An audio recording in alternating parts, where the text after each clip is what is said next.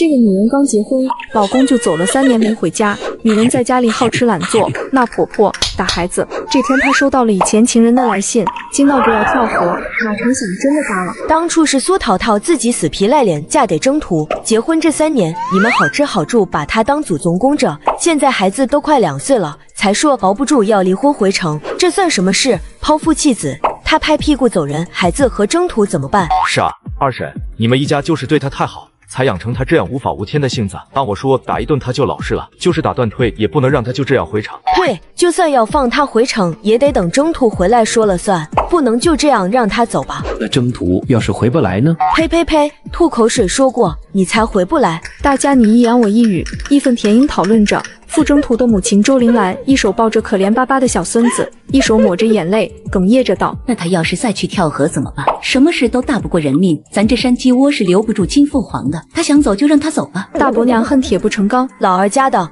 就是你这个面团性子才会让他骑到头上可着欺负你，难道真不怕征途回来怪你吗？还有小汤圆呢，他怎么办？那不是东西，也是他亲娘。城里来的女人真是狠心，连畜生都知道护崽，他居然连小汤圆都不要。二婶，咱大不了拿根绳子拴住他，我们轮流帮你盯着，他指定跑不了。就这么办了，再敢跑我们就把他打断腿拴到横梁上，真当我们傅家没人，反了天了他。放心吧，跑不了，我这边卡着不开证明，他就算到了镇上也买不到火车票。但是我们能救他一次，救不了他10次。一个人下定决心寻死，可不止跳河一个方法。今天辛苦大家了，你们先回去吧，等陶陶醒来我会跟他好好谈，不过结果怎么样都是我们家征途的命，我们傅家2房的命，都回去吧。这大伯娘还想说什么，傅国强推着她的肩膀往外走。行了娘，二婶心里有数，我们先回去吧。你这次不要再让他搓圆摁扁了，你自己不立起来，别人帮不了你。苏桃桃半梦半醒间还在想自己做的什么乱七八糟的梦，怪真实的，结果一睁眼把自己吓个半死。我操，真的穿了，还是个连村里狗都嫌弃的主。我才刚刚大学毕业，肤白貌美大长腿，银行卡里还有那么多个零没花完，居然莫名其妙来了这个物质匮乏一穷二白的70年代，钱在银行人在天堂的痛谁懂？姨醒了吗？苏桃桃闭眼装喜。哎，桃桃，妈当了10几年的寡妇，知道你心里苦。咱们原先不是说好了吗？你等征途3年，3年后若是征途还是没有消息，你要回城还是要另嫁，妈都不拦着，你就当可怜可怜咱小汤圆，他还不到2岁，离不开妈的，再等半年行吗？久等，小汤圆，我的便宜儿子。苏桃桃睁开眼，一老一少映入眼帘。桃桃，你要是不愿意的话就算了，一定要走的话，妈，我去求老支书给你开介绍信，让你回城，你可千万不要再做傻事了，天大地大都没有命大的。周玲兰说着又开始掉眼泪。周玲兰并不爱哭，丈夫战死，她没有哭，愣是咬着牙一个人把2个儿子拉扯大。小儿子还是个遗腹子，自出生就没见过父亲。大儿子一走2年多，音讯全无，他也没有哭。他坚信儿子一定不会扔下他们不管，说好了3年回来就一定会回来。苏桃桃看着便宜婆婆这么难受，恨不得给原主一巴掌。原主这个乌龟王八蛋，这么好的婆婆还做天做地。周玲兰见苏桃桃脸色变幻莫测，但是不说话，担心她是不是套坏了。桃桃，苏桃桃回过神来，妈，我没事，只是掉进河里的时候想通了很多以前想不通的事，我想跟你说声对不起，我以前太不懂事，做了很多的错事，希望你能原谅我。不管愿不愿意，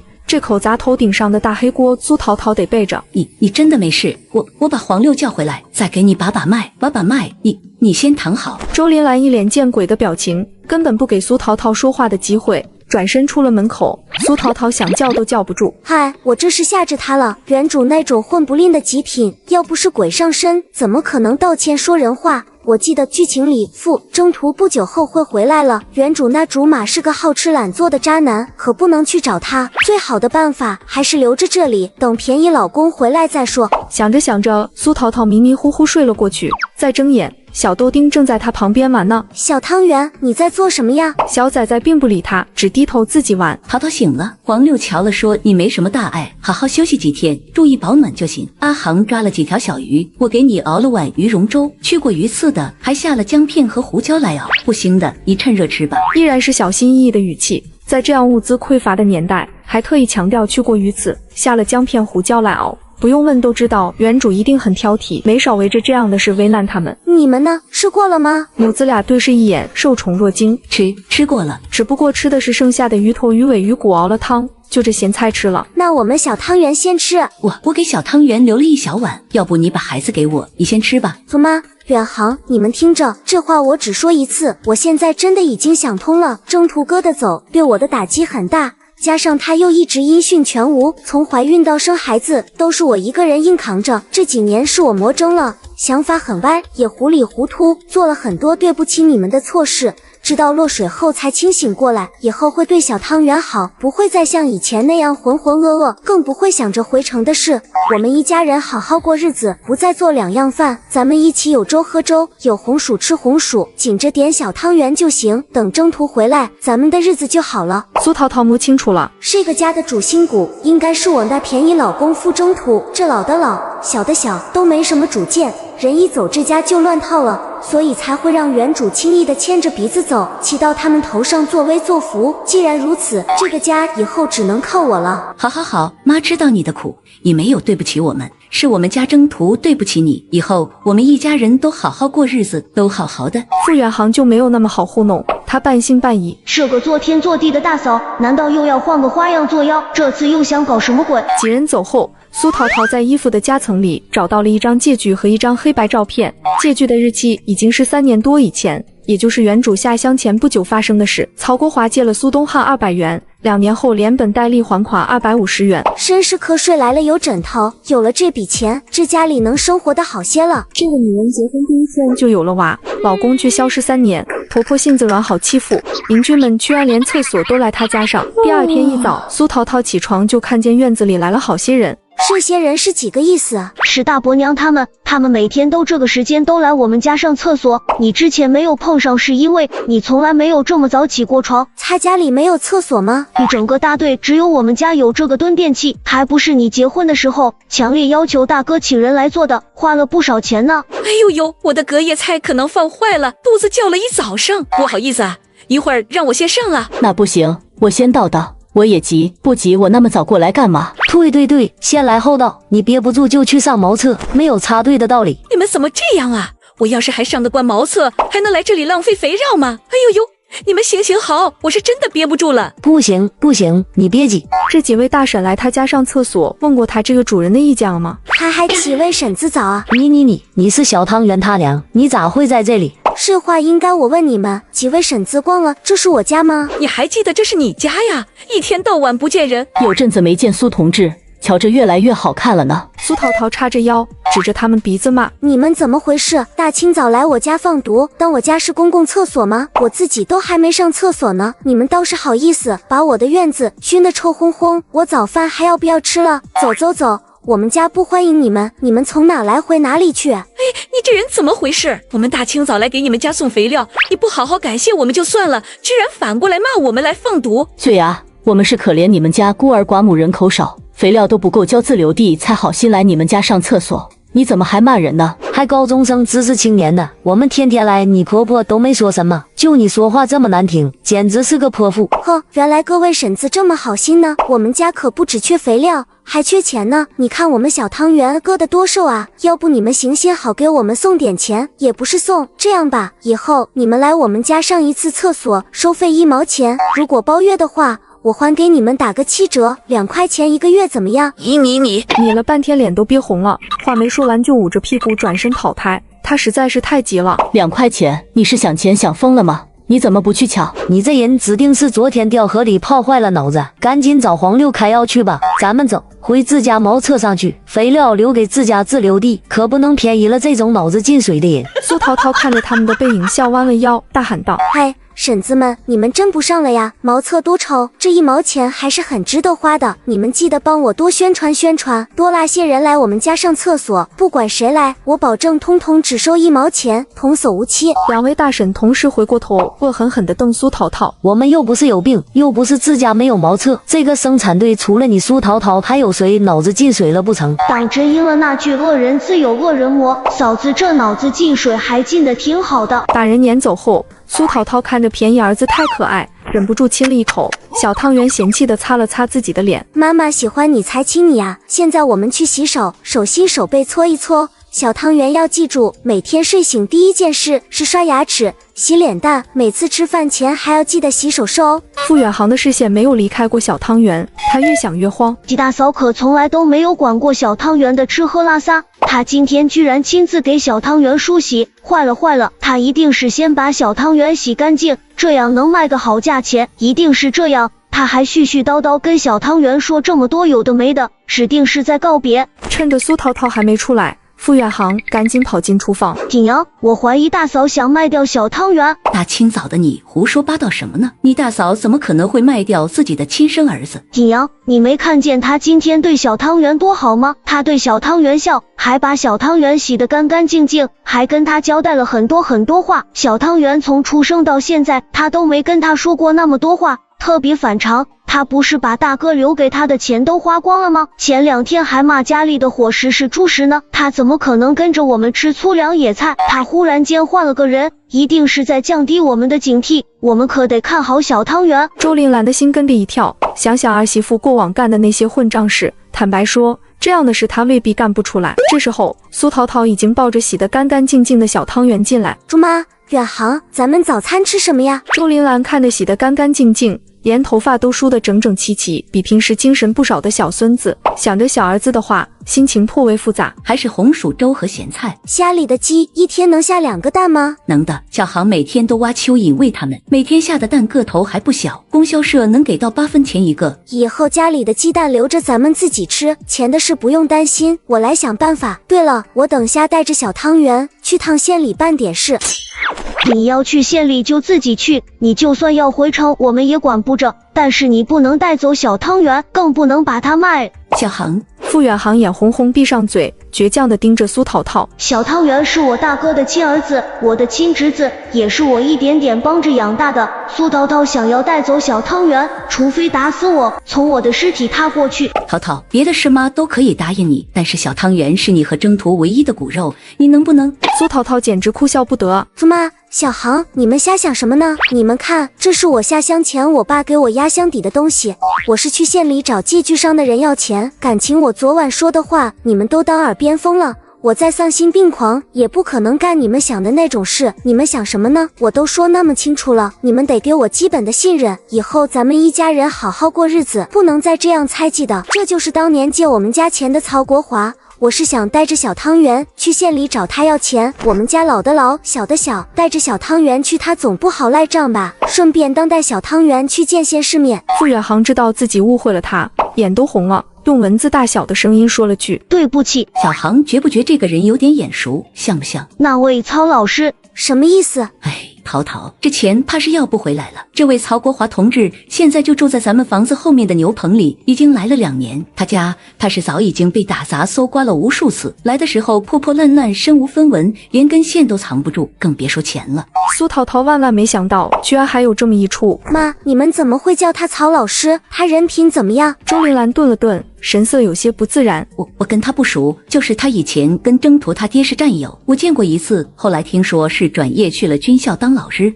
2年前突然下放到咱们这里，寡妇门前本就是非多，就是有时候让小航给他送点家里多的瓜果蔬菜，他会偷偷教小航一点课本上学不到的东西。原来这样，这么说苏涛涛就懂了。大运动的时候，很多老师被打成臭老九，下乡改造，只要不犯什么大错，运动结束他们就能回城，大部分都能回到原来的岗位，钱肯定能要回来，不过得晚几年罢了。可问题是我现在特别缺钱，赴征途起码还要半年才能回来，其他不说，小汤圆营养不良，就算买不到奶粉，也得买点半乳精补补才行。我手里就剩下13块8毛5，买盐不咸，买糖不甜，能干什么呀？苏涛涛灵光一闪，对啊，糖，大白兔奶糖，这年头大白兔奶糖可是极好的东西。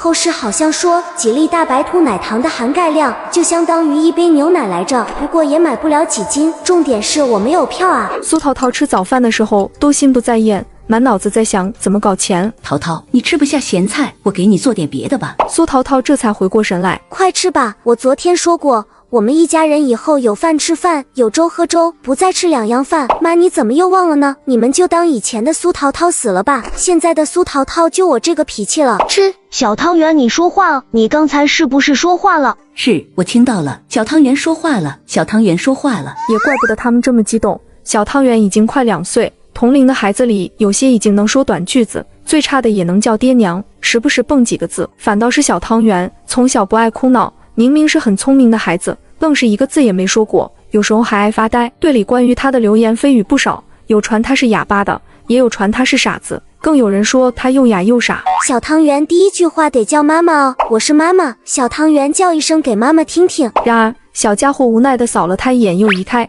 一脸淡定。苏桃桃也不恼，把自己的碗也挪过去，赖皮道：小汤圆刚刚把蛋蛋分给小叔叔了，妈妈也要。小汤圆把自己的碗推向苏桃桃，谢谢小汤圆，妈妈的也分给你一点，小汤圆也吃，多吃点才能长高高哦。今天窗外照进来的春日阳光好像格外的温暖和煦，就像这个家一样，虽然贫穷，但是温暖有爱。这个女人带着仔仔跟婆婆和10岁的小叔子生活，咸菜都吃不起的时候，她找到了一张几年前的欠条。请问你是曹国华同志吗？我是，请问你是哪位？你还记得这回事吧？我是苏东汉的女儿苏桃桃，也是傅征途的妻子。我知道你只是暂时虎落平阳，要不是我们家快揭不开锅，也不会这个时候来找你。我就是想问问你现在有没有办法还上这笔钱，不要利息，直接还200也行。曹国华惊讶地看着他，没想到傅家那个声名狼藉的知青媳妇，居然是苏东汉的女儿。看她的言行举止，倒也不像传闻中那么不靠谱。看来传闻还是有水分，也是苏东汉那样的人教出来的女儿，大抵也不会太差。我的确向你的父亲借过这笔钱，约定了到期还你们250，就不会是200。苏桃桃默然，我当然没意见，你就是敢还我520，我也敢收，毕竟我穷。这笔钱我早就准备好，你去县城找一个叫陈四海的人，他会把钱给你。一会我把地址和信物给你。你父亲他还好吗？这个问题苏桃桃没法回答。原主的记忆里，除了下乡第1年回去了1次，闹得不欢而散，后来执意要结婚，家里几乎要跟他断绝关系。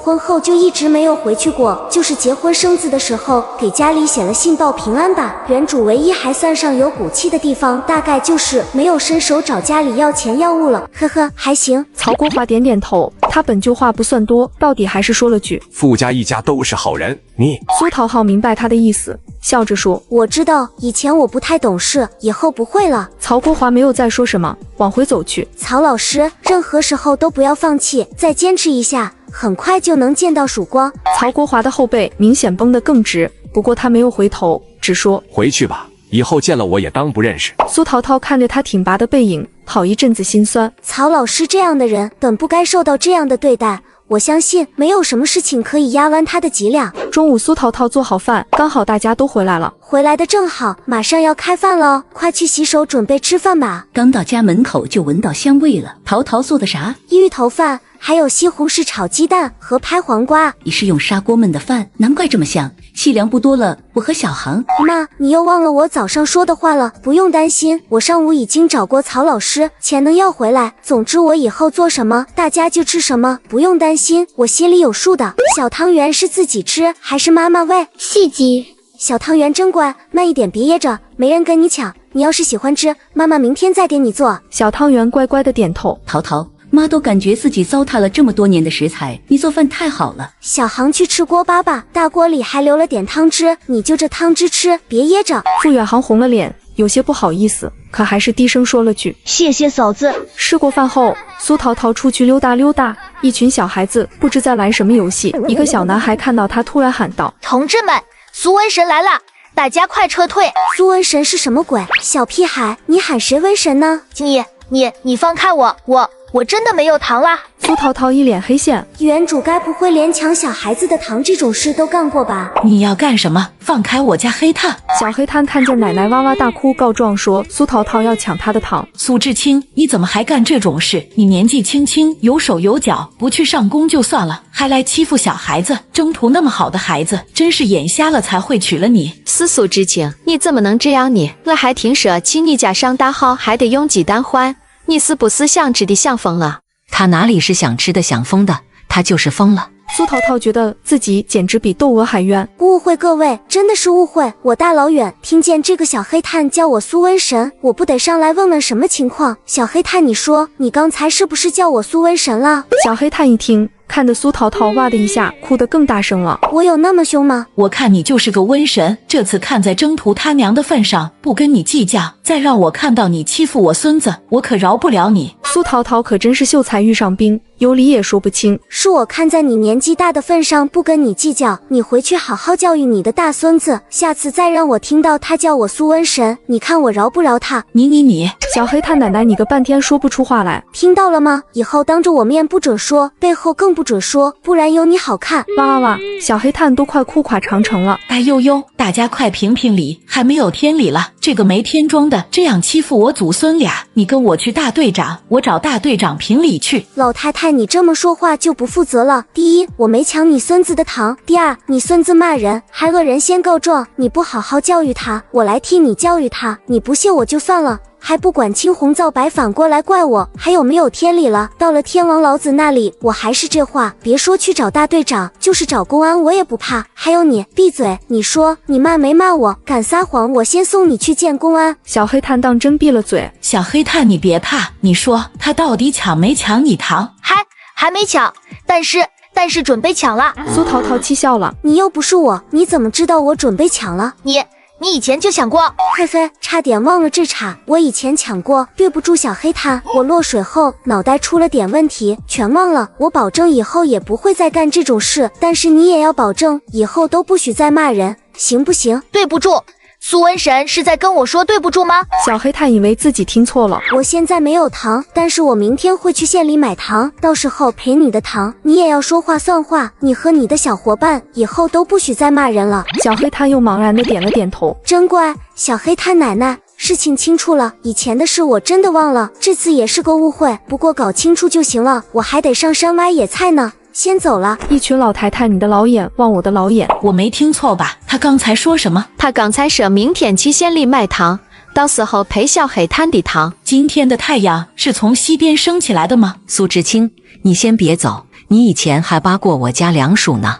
对，苏知青，你以前也摘过我家的杨桃来着。聪明的苏知青才不当这个大冤种，赶紧跑了。我可是看过原文的人，原主每次闯完祸，周铃兰都会给他擦屁股。原主摘人家一根黄瓜，他直接赔人家2根；抢小朋友1颗糖，他赔1把。这也是为什么原主做成这样。周铃兰在大队的名声一点也不受影响，反倒是心疼他家门不幸，娶了这么个败家娘们进门。所以骂归骂，其实大家恨不得原主去摘他们家东西呢。这个崽崽出生就没见过爸爸，妈妈对他不管不顾，从小跟着小叔一起长大。妈妈跳湖后性情大变，竟然来接他放学，一个男孩把他推倒在地。你活腻了是不是？居然敢欺负我儿子！我不是有心的，只是跟他闹着玩。闹着玩？我把你脸捏肿了闹着玩行不行？你多大？他多大？你这么大个人下手也不知道轻重吗？小汤圆没爹没娘管，平时都不哭的。傅远航哪里还忍得了？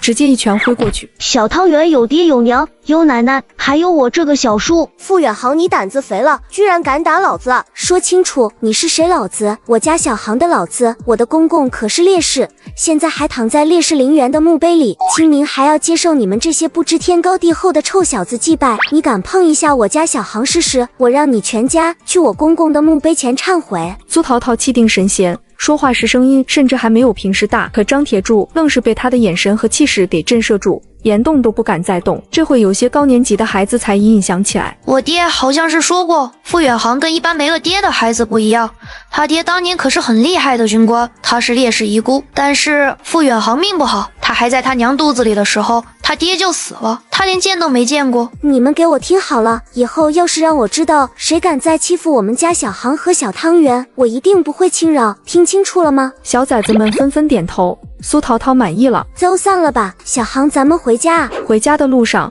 苏淘淘轻声对傅远航说：小航刚才没做错，我们不主动惹事，但也不能怕事，以后再有人敢这样欺负我们，我们也不能忍气吞声。但是小航，你记住了，武力是解决问题最下乘的办法，绝大多数时候会是杀敌1000自损800的结果，除非形势所逼或者有绝对获胜的把握，我们绝对不使用武力来解决问题。一旦到了非动手不可的地步，在保证自身安全和不伤性命的前提下，必须下狠手把对方制服，让对方怕，让对方服，让对方以后见到你都会感觉到畏惧，这样才能一劳永逸。但是小航，你身体素质还是太差，暂时做不到这一点，动起手来就是咱们吃亏。以后发生什么事你都可以先回家跟我商量，我们一起来想办法解决。你哥不在家，咱们家现在没有男人撑腰，以卵击石的事咱们以后千万不能做，听明白了吗？傅远航呆呆地看着他，木讷地点点头。他长这么大以来，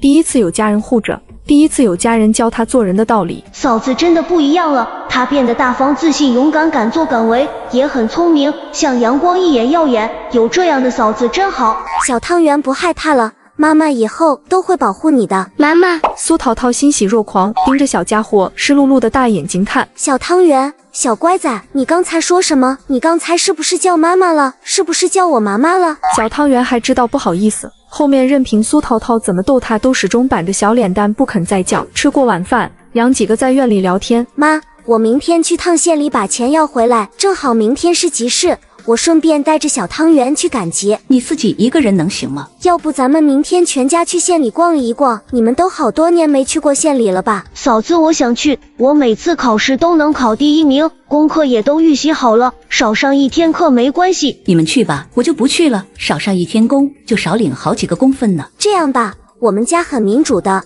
以后意见不统一的时候，我们就开家庭会议投票表决，我们一家4口有4票，少数服从多数，平票就尊重个人意愿。现在开始投票，同意全家人明天一起去县城称围的同志请举手。苏淘淘第一时间举手，顺便还抓住小汤圆的小爪子，举得老高。傅远航还在蒙圈当中，居然还能这样！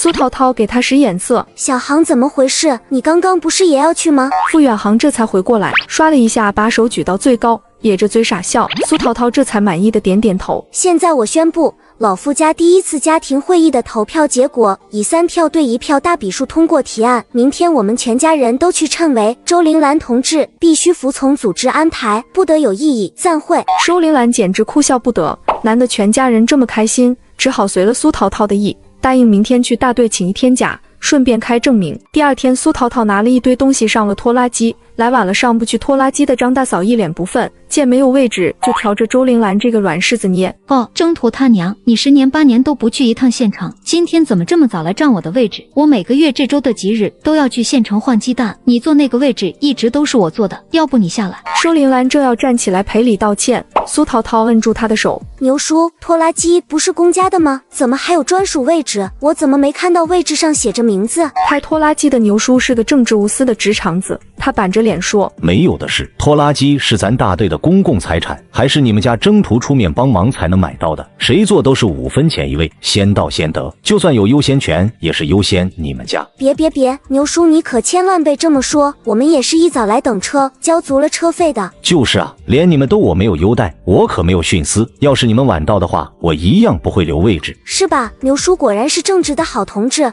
难怪大队长放心让牛叔管理这个大宝贝呢。既然坐满人就开车吧，再不走就晚了。好嘞。到了集市，周铃兰看苏淘淘一直没动，忍不住道：淘淘，这些山货不是寄给你娘家的吗？不是，这些是见面礼。见周铃兰不解，苏淘淘解释道：妈，咱们上门要债天经地义，但若人家要为难我们，或者直接不给，我们说不准要花费一番心思。所谓礼多人不怪，我们总不好空手上门，这些东西在我们那里不值钱，但到了城里可是有钱也未必买得到的好东西，用来投石问路最合适不过。还是你想的周到，妈都没想这么多。小航累不累？让我抱一会小汤圆。不累，小汤圆很轻的。大妹子，你这些东西换吗？周铃兰正要摆手说不换，苏淘淘已经笑盈盈回话：阿姨，我们是来走亲戚，打算送些干货给亲戚家尝尝，不过他们还没有下班，带的也有点多，你如果想要尝尝，我们可以给你换一点。大妈这一听，顿时觉得这女同志上道。那感情好，